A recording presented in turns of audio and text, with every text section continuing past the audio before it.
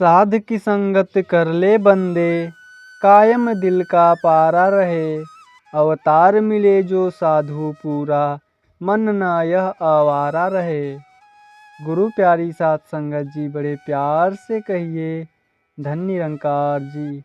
आशा करते हैं कि आप सभी संत सद्गुरु की कृपा से जहाँ भी होंगे सेवा सिमरन और सत्संग करते हुए सद्गुरु से चरणों से जुड़ करके स्वस्थ होंगे, मस्त होंगे। साथ संगत जी, आज के टॉपिक का नाम है अर्पण और समर्पण। साथ संगत जी, आध्यात्मिकता के क्षेत्र में संपूर्ण रूप से अर्थात सभी बंधन तोड़कर गुरु की शरण में समर्पण का संदेश सदा सदा से दिया जाता रहा है। संपूर्ण अवतार वाणी में यह बात स्पष्ट की गई है। मानवता है धर्म असाड़ा, मालक नू बस पांडाए। कहे अवतार बखेड़े छड़के, सतगुरु चरणी आड़ाए। इसी बात की पुष्टि श्रीमद् भागवत गीता के 18वें अध्याय के श्लोक 66 में की गई है। सर्वधर्मान परित्यज मामेकं शरणं व्रज, अहम त्वाम सर्व पापेभ्यो मोक्षयिष्यामि मा शुचः। अर्थात भगवान श्री कृष्ण कह रहे हैं कि अर्जुन सभी प्रकार के धर्मों का अर्थात संपूर्ण कर्तव्य कर्मों का परित्याग कर तू केवल मेरी शरण में आ जा। मैं समस्त पापों से तुम्हारा उद्धार कर दूंगा। तुम बिल्कुल चिंता मत करो। सत्संगत जी, आज संत निरंकारी मिशन भी इसी समर्पण के भाव को सम्यक रूप से अपनाने के लिए 5 प्रणों के माध्यम से जनमानस को प्रेरित कर रहा है। जिसकी वस्तु उसकी समझो, काम नहीं तकरार का है। कहे अवतार यह पहला प्रण है, तन मन धन निरंकार का है। सबको एक समान जानकर मन का अहम मिटाओगे। कहे अवतार यह दूजा प्रण है, नवड़ जाति जतलाओगे। कहे अवतार यह रब है मिलता, सारा मान गंवाने पर। तीजा प्रण नफरत नहीं करना, पहनने पीने खाने पर। सदा रजा में राजी रहना, भ्रम में समय गंवाओ ना। कहे अवतार यह चौथा प्रण है, गृहस्थी छोड़ कहीं जाओ ना। ब्रह्म ज्ञान जो खोल रहा हूँ, इससे ध्यान हटाना ना। कहे अवतार यह पंचम प्रण है, यह बिन हुक्म बताना ना। तो साथ संगत जी, यह समर्पण शारीरिक स्थूल रूप है, क्योंकि जो भी वस्तु परमात्मा ने हमें गुजरान के लिए दी है अर्थात जो परमात्मा हमें दिया है उसे समर्पित करने के लिए कहा गया है। यह भक्ति की पहली सीढ़ी है। भक्ति की दूसरी सीढ़ी अर्पण है।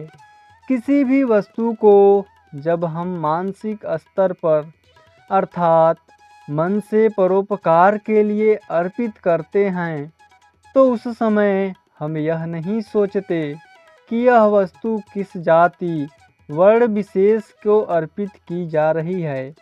रक्तदान ऐसी सेवा जब हम खुशी खुशी कर रहे होते हैं तब हमारी दृष्टि में एक ही भाव होता है। सत्संगत जी, सुखदेव मुनि जी जब सभी प्रकार की विद्या प्राप्त करके वे घर लौटे तो सीधे महर्षि व्यास जी के पास पहुँचे। महर्षि व्यास जी ने जब उनसे पूछा, क्या तुम्हें अपनी प्राप्त विद्याओं से सुख प्राप्त हुआ है? तब उन्होंने निसंकोच कहा, पिताजी नहीं। पिताजी ने फिर पूछा, क्या तुम सुख प्राप्त नहीं करना चाहते? सुखदेव जी ने कहा, अवश्य प्राप्त करना चाहता हूँ। सुखदेव जी ने उत्साहपूर्वक पूछा कि क्या विद्या प्राप्ति के बाद भी कुछ करना होता है? महर्षि ने कहा कि हाँ, त्याग करना होता है। सुखदेव जी ने विचार किया मैंने सभी सुख सुविधाएं तो पहले ही त्यागी हुई हैं, तो फिर मेरे पास त्याग करने के लिए क्या वस्तु बची है। सत्संगत जी कुछ देर सोचने के बाद उन्हें ध्यान आया कि शायद पिताजी शरीर त्यागने की बात कर रहे हैं, क्योंकि मेरे पास शरीर के अलावा कुछ है ही नहीं। महर्षि व्यास देव जी ने सुखदेव जी को समझाया कि इस शरीर को त्यागने की नहीं, बल्कि इस शरीर के भाव को त्यागने की जरूरत है।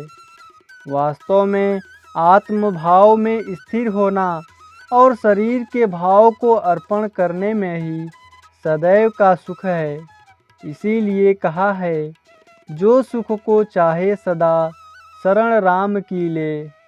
ऋषि दधीचि ने भी देवराज इंद्र को अपनी अस्थियां जीवित रहते ही दान कर दी थी, जिनसे वज्रास्त्र बना करके दानवीय प्रवृत्तियों को नष्ट किया जा सके।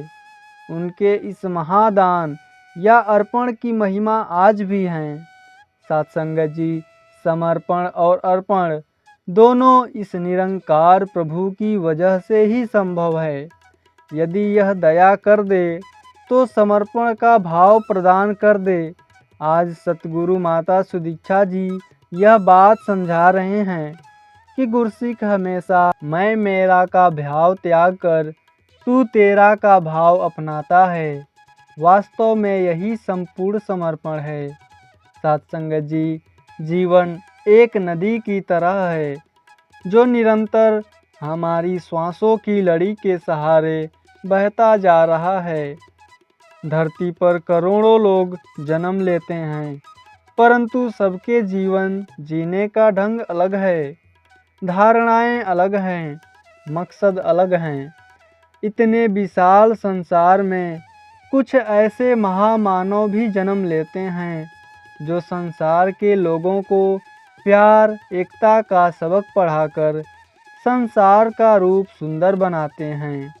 ऐसे ही एक महामानव बाबा गुरुबचन सिंह जी के रूप में संसार में आए और लाखों लोगों का जीवन ब्रह्म ज्ञान की ज्योति से प्रकाशित कर गए। 17 वर्ष तक संत निरंकारी मिशन की बागडोर संभालने वाले बाबा गुरुबचन सिंह जी महाराज ने अपना पूरा जीवन मानव एकता को समर्पित करते हुए जिए।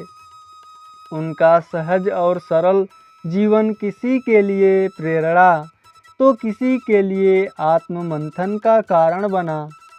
उनका जीवन उस प्रकाश पुंज की भांति रहा जो स्वयं ज्योतिर्मय होकर दूसरों को मार्ग दिखाता रहा। प्रेम और भाईचारा के मंत्र को जानते सब ही हैं, पर इसका प्रयोग नहीं कर पाते हैं। सब अपने स्वार्थ की पूर्ति के लिए जीवन जी रहे हैं। ऐसे में उन्होंने प्रेम और भाईचारे की भावना को सराहते हुए विश्व बंधुत्व के भाव को लोगों के हृदय में दृढ़ किया। सत्संगत जी, पेशावर में पिता बाबा अवतार सिंह जी के घर बाबा गुरुबचन सिंह जी का जन्म 10 दिसंबर 1930 को माधा बुधवंती जी की कोख से हुआ। बाबा बूटा सिंह जी उन दिनों को भाई साहब मन्ना सिंह जी की सुपुत्री पूज्य कुलवंत कौर जी के साथ आप जी का शुभ विवाह संपन्न हुआ। 1962 में बाबा अवतार सिंह जी ने आपको सतगुरु के आसन पर विराजमान करके स्वयं एक गुरसिक का जीवन जीना आरंभ कर दिया। सतगुरु रूप में विराजमान बाबा गुरुबचन सिंह जी ने जीवन पर्यंत सत्य, प्रेम, मानव एकता और विश्व बंधुत्व के प्रचार प्रसार के लिए दिन रात एक कर दिए। सत्संगत जी, 24 अप्रैल 1980 को बाबा गुरुबचन सिंह जी महाराज मानवता की बलि वेदी पर अपना सर्वोच्च बलिदान दे करके मानव इतिहास में अमर हो गए। सत्य पर चलने वालों के साथ ऐसा ही होता आया है। जहाँ झूठ चिल्ला चिल्ला कर अपने होने का प्रमाण देता है, वहीं सत्य सहज ही प्रकट हो जाता है। साथ संगत जी, गुरु ज्ञान होता है, शरीर नहीं। समय अनुसार गुरु का रूप बदलता रहता है, लेकिन उनके वचन अमर रहते हैं। उनकी सिखलाई हमारे बीच सदा जीवित रहती है। ऐसे महापुरुष सहज रूप में दूसरों के हित के लिए अपना जीवन जीते चले जाते हैं। जन जन का कल्याण उनके जीवन का मूल्य लक्ष्य बन जाता है और प्रेम उसका सूत्र। साथ संगत जी, बाबा गुरुबचन सिंह जी महाराज फरमाते हैं कि निरंकार परमात्मा एक है, यही सब में व्यापक है।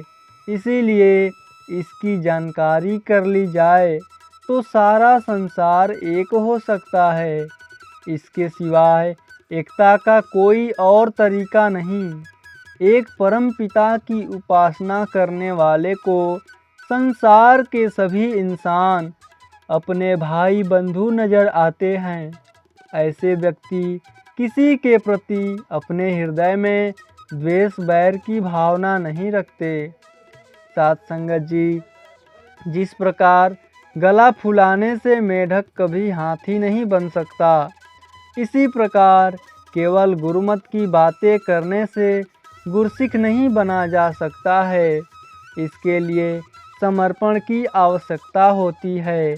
जहाँ समर्पण होता है, वहाँ अहंकार नहीं होता, और जहाँ अहंकार होता है, वहाँ निरंकार नहीं होता।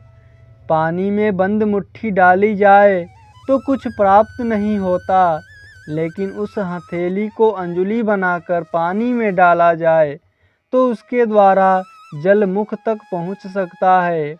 साथ संगत जी, अब ये बात विचारणीय है कि अहंकार की मुट्ठी बांधी है या समर्पण की अंजुलि बनाई है। साथ संगत जी, बाबा गुरुबचन सिंह जी महाराज समझाते हैं कि ईश्वर सबका साझा है।